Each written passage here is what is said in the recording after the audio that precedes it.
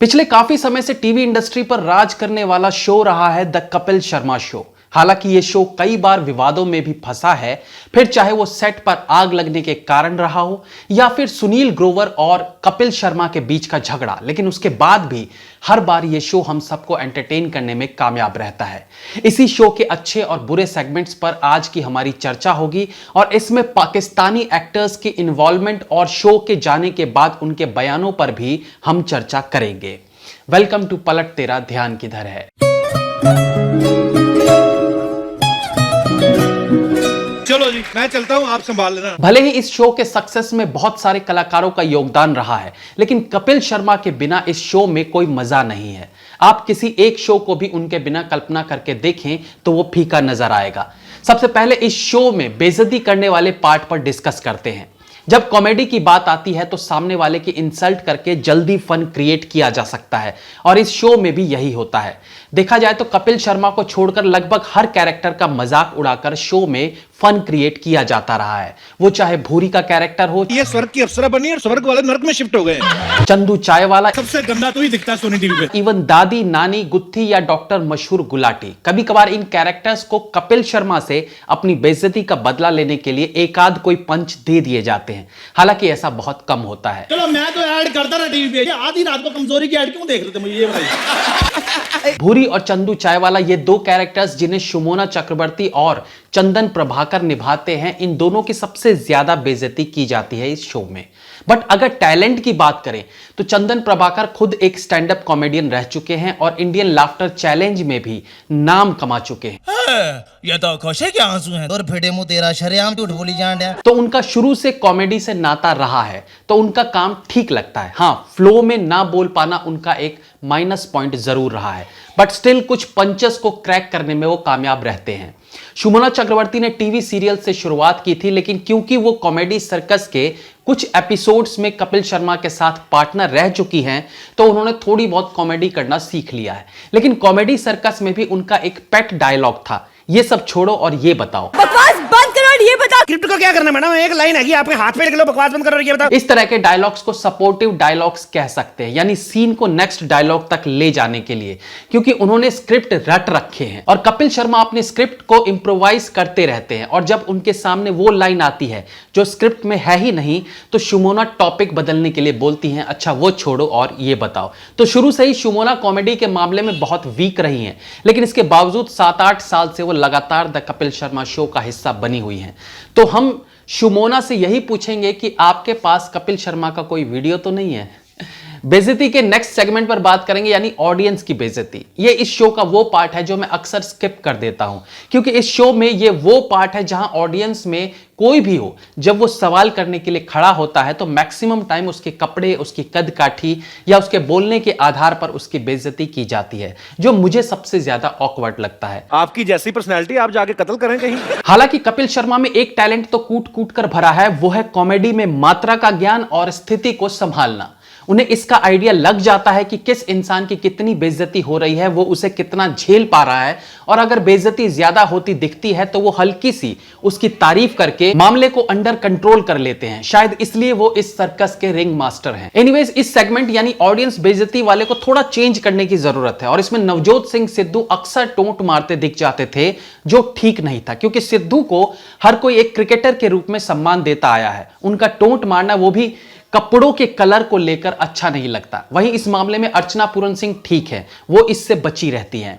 पिंकी पू मोहतरमा, वाह चिट्टा का आदमी। किरदारों की बेइज्जती की बात करें तो ये शो का फॉर्मेट है, पहले से हर किसी को पता होता है कि मेरी इस तरह से बेइज्जती होगी और मुझे ऐसे रिएक्ट करना है, तो उस पर ऑब्जेक्शन नहीं उठाएंगे। अब आते हैं गेस्ट्स की बेइज्जती पर। ज्यादातर इस शो में जाने माने लोग आते हैं जिनका खुद का एक स्टैंडर्ड है और आप उनसे मजाक नहीं कर सकते। सलमान खान हुए, अक्षय कुमार हुए, अमिताभ बच्चन हुए, धर्मेंद्र हुए, आप इनसे तो बिलो द बेल्ट वाला मजाक कर ही नहीं सकते। बट कुछ ऐसे गेस्ट्स भी देखने को मिले जिनके साथ मुझे ऐसा लगता है मजाक थोड़ा ज्यादा नीचे चला जाता है। हालांकि as I said, Kapil Sharma बातों को संभालने में बहुत तेज है। जब भी कोई घनघोर बेइज्जती हो रही होती है तो वो एनीवेज इनके लिए जोरदार ताली बोलकर तालियों के बीच उस इंसल्ट को भुला देने का काम करते हैं। वो रिंकिया के पापा नहीं आए? हाँ, वो तो दिल्ली में बैठ के ही कर रहे रहेंगे ना। मन कर रहे धनिया की चटनी बना दे। गेस्ट्स में भोजपुरी स्टार्स के साथ वो इजीली फ्रैंक हो जाते हैं। रवि किशन और मनोज तिवारी की बात छोड़ दे, क्योंकि वो बड़े एक्टर्स के साथ साथ पॉलिटिशियंस भी है, तो वहां वो थोड़े से बंधे रहते हैं। लेकिन निरहुआ, खेसारी या जब एक्ट्रेसेस आती हैं तो कई बार फील होता है कि कॉमेडी इंसल्ट पार्ट ज्यादा हो जाता है। कहने का मतलब है कि गेस्ट को भी उनकी पॉपुलैरिटी के हिसाब से सम्मान मिलता है। बट अब आप गेस्ट को बुलाकर उसकी बेइज्जती तो कर नहीं सकते, बट सम्मान में कम या ज्यादा देखा जा सकता है। डॉक्टर मशहूर गुलाटी की बात करें यानी सुनील ग्रोवर की, तो वो एक ऐसे सदस्य थे इस घर में जो कपिल शर्मा को काफी क्लोज कंपटीशन देते थे। कपिल शर्मा शो को देखने का एक रीजन डॉक्टर मशहूर गुलाटी भी थे। नाम मशहूर है, धीरे धीरे मशहूर भी हो जाएंगे भाई। उनका शो से जाना इस शो के लिए एक झटका था। अगर कुछ सबसे पसंदीदा शो की बात करें तो मुझे 4 एपिसोड्स फिलहाल याद आ रहे हैं जो काफी एंटरटेनिंग थे। एक तो जिसमें वडाली ब्रदर्स आए थे। इस शो में कपिल शर्मा का काम बहुत कम हो गया था। वडाली बंधुओं द्वारा जिस तरीके से किस्से सुनाए गए, उसने पूरा समा ही बांध दिया था। पूरनचंद वडाली जी ने जिस अंदाज में बिस्तर गर्म करने वाला किस्सा सुनाया या मटन वाला किस्सा सुनाया, वो इस शो को बेहतरीन बना गए। मैं बेटे मेरी बात सुनो, मुझे सुलाते हो कि बिस्तर ही गर्म करवाते हो। इस एपिसोड में उनके चाय की तलब को लेकर जो लाइव कॉमेडी बनी वो भी जबरदस्त थी, जहां वो चाय मंगवाते रहते हैं और चाय आती नहीं, और आती है तो उनके स्वाद अनुसार नहीं मिलती। ये सब चीजें स्क्रिप्टेड नहीं थी, और स्क्रिप्टेड चीजों से अलग कुछ हो जाए तो उसमें फन ज्यादा आता है। हालांकि इस एपिसोड में वडाली ब्रदर्स ने एक गाना गाया था, सौदा एक को जिया।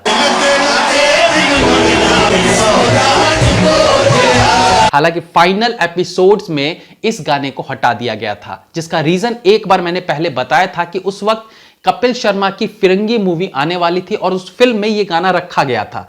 तो ये सरप्राइज खराब ना हो जाए कि फिरंगी में यही गाना है, शायद इसलिए फाइनल एपिसोड में गाने को नहीं रखा गया। इसके बाद राहत इंदौरी और कुमार विश्वास वाले शो में काफी हंसी मजाक और शायरी सुनने को मिली। जब फिल्मी एक्टर से अलग कवि या स्पोर्ट्समैन वगैरह आते हैं या फिर कैरेक्टर आर्टिस्ट आते हैं तो फन ज्यादा क्रिएट होता है, क्योंकि बड़े एक्टर्स इन शो में ज्यादा इन्वॉल्वमेंट नहीं कर पाते जितना नॉन फिल्मी या कैरेक्टर आर्टिस्ट करते हैं। तो राहत इंदौरी वाली शो में भी काफी मजा आया था और काफी पॉलिटिकल तीर भी चले थे। कौन कब कौन सी सरकार में आ जाए। इसके बाद सीसीएल वाला एपिसोड था जिसमें सारे प्रांतों के एक्टर्स शामिल हुए थे और इस शो में सारी वाहवाही मनोज तिवारी लूट ले गए। उन्होंने लोगों को बहुत एंटरटेन किया। इवन एक समय पर आकर तो किच्छा सुदीप ये तक बोल बैठे कि मुझे समझ नहीं आ रहा है कि शो का होस्ट कौन है, क्योंकि वो चोरी करके वहां से भागे थे। वो चोर थे। इसके बाद जो सबसे ज्यादा अच्छा एपिसोड मुझे लगा था वो था कुली नंबर 1 का, जिसमें again as I said character artist की भरमार थी। जॉनी लीवर, राजपाल यादव, जावेद जाफरी जैसे एक्टर्स ने काफी फन क्रिएट किया।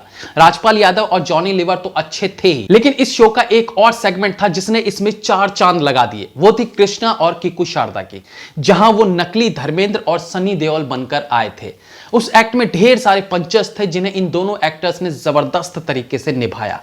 हालांकि पूरे एपिसोड में सारा अली खान सिर्फ एक बार ही कुछ बोली, बाकी वो पूरे एपिसोड में चुपचाप एक्ट का मजा लेती रही। जी ऐसी बात नहीं करते। जी तो वैसे भी आपसे बात नहीं करते। वापस इस शो के कैरेक्टर्स पर आ जाए तो पहले के कुछ कलाकार थे, जैसे दादी का किरदार निभाने वाले अली असगर और बुआ का किरदार निभाने वाली उपासना सिंह भारद्वाज। मुझे लगता है ये दोनों इस शो की कमजोर कड़ी रहे थे। कई बार इन दोनों के एक्ट बोर करते थे। नो डाउट कि फिल्मों में दोनों अच्छे एक्टर्स रहे हैं, बट इस शो में वो अपने पंचेस को भुना नहीं पाते थे। नए सीजन में कृष्णा की एंट्री ने काफी हद तक सुनील ग्रोवर की कमी को पूरा किया है। किकू शारदा शुरू से इफेक्टिव रहे हैं, हालांकि वो मशहूर गुलाटी जैसे लेवल पर नहीं पहुंच पाए, लेकिन नीचे भी नहीं गए। उन्होंने अपने एक्ट को मेंटेन किया हुआ है। अब आते हैं पाकिस्तानी एक्टर्स पर, जिसमें नसीम विक्की पर पहले बात करते हैं। उन्हें शुरुआती कुछ एपिसोड्स में देखा गया था, उनका काम अच्छा था और वो अक्सर कपिल शर्मा पर भारी पड़ते थे, यानी उनकी बेइज्जती वाले डायलॉग्स कम रहते थे, जिसका रीजन बाद में समझ आया जब पिछले दिनों पाकिस्तानी शो में उन्होंने बताया कि कपिल शर्मा शो का फॉर्मेट उनका तैयार किया हुआ है। वो सारे स्क्रिप्ट्स लिखते थे, सब कुछ उनकी सोच थी। विकी साहब इस शो दा आइडिया भी ਤੁਹਾਡਾ ਤੁਸੀਂ एक्ट भी किया। तो मे बी जब उनके हाथ में स्क्रिप्ट थी तो अपनी बेइज्जती क्यों करवाएंगे। बट शुरुआती कपिल शर्मा शो के एपिसोड्स का सारा क्रेडिट वो खुद लेते हैं। ये तो कपिल शर्मा ही बता सकते हैं कि इसमें कितनी सच्चाई है, बट शो से जाने के बाद वो पाकिस्तानी मीडिया में अक्सर इस शो को नीचा दिखाते नजर आते हैं। हाँ, वो कपिल शर्मा के फ्लो में बोलने की तारीफ अब भी करते हैं, दूसरे एक पाकिस्तानी कलाकार हैं शकील सिद्दीकी, जो इस शो में तो नहीं थे लेकिन बाकी बहुत से कॉमेडी शोज में सालों से काम करते आए हैं। लेकिन क्योंकि अभी पाकिस्तानी एक्टर्स इंडिया में बैन है तो उनका गुस्सा सामने आ रहा है। उन्होंने भी एक शो में कपिल शर्मा की बेइज्जती करते हुए कहा था कि वो टेलीप्रॉम्प्टर पढ़कर सारा कुछ बोलते हैं, उसका खुद का कुछ नहीं है, इतने सारे स्क्रिप्ट राइटर उसके लिए लिखते हैं, एक शो बनाने में इतने दिन कैसे लग जाते हैं। तो हमारे टैलेंट को ना उन्होंने इस्तेमाल किया। कपिल जो शो करता है ना वो टेलीप्रॉम्प्ट पे करता है, उसका अपना कुछ नहीं है, उसका सिर्फ अपने कपड़े भी नहीं है, उसका सिर्फ अपना मुंह वो लेके आता है सेट। तो मुझे लगता है कि कहीं अंगूर खट्टे तो नहीं। हालांकि उन्हें इंडिया में बहुत सम्मान मिला, लेकिन उसके बाद अक्सर पाकिस्तान के कलाकारों को यहां काम करने के बाद वहां बुराई करते देखा गया है। हाल ही में मशहूर कॉमेडियन उमर शरीफ, जिनका निधन हो गया है, वो भी अक्सर पाकिस्तानी शोज में भारतीय एक्टर्स की चुटकी लेते थे। उन्होंने भी एक बार कहा था कि जब वो स्टेज पर चढ़े तो उन्हें बताया गया था कि अमिताभ बच्चन जी हैं, उनका मजाक मत उड़ाना, वो बड़े एक्टर हैं। बस मैंने भी स्टेज पे चढ़ते ही सबसे पहले उन्हीं को लपेटा। जब मैं जी सानी अवार्ड में गया, मुझे हर आदमी ने कहा please don't talk about Amitabh Bachchan. मैं कि यार क्या हो गया भाई? मैं कहा जी अच्छा बहुत बेहतर। नहीं मैं क्यों करूंगा यार? और मैं जाते के साथ ही पहली बात ही अमिताभ पे की। मैंने कहा इन्होंने इसको ही बबर शेर बनाया ना, पहले यही मार दो। और आज मैं इनको पहली मर्तबा जिंदा देख रहा हूँ। इसी तरह से वो बोलते थे, मैं इंडिया के किसी भी बड़े एक्टर से घबराता नहीं था क्योंकि ये सब मेरे सीन चोरी करके अपनी फिल्मों में डाले बैठे हैं। तो कहने का मतलब है भारत से वास्ता खत्म हो जाने के बाद किन्हीं मजबूरियों में कह लीजिए या जो भी रीजन रहे हों, उनके सुर बदल जाते हैं। एनीवेज, नो डाउट कि कपिल शर्मा आज देश ही नहीं बल्कि दुनिया भर में एक बड़ा नाम है, और यह भी सच है कि ये रातों रात स्टार नहीं बने। इनके इस सक्सेस के पीछे एक लंबा स्ट्रगल है जो कई बार लोग देख नहीं पाते। जमीन से आसमान तक के इस सफर में मुश्किलें आई होंगी जिन्हें पार करते हुए वो यहां तक पहुंचे हैं, और हमें इस तरह की शख्सियत का सम्मान करना चाहिए। बुराइयां तो सब में होती हैं लेकिन उन्हें सुधारा जा सकता है। दोस्तों, आप इस शो को लेकर क्या सोचते हैं हमें कमेंट सेक्शन में जरूर बताइएगा। That's all for today friends. Please like, comment, share and subscribe the channel if you like the video. Like me on Facebook, links are in the description. Be safe, have fun. मिलते हैं अगली बार फिर किसी नए episode के साथ। तब तक के लिए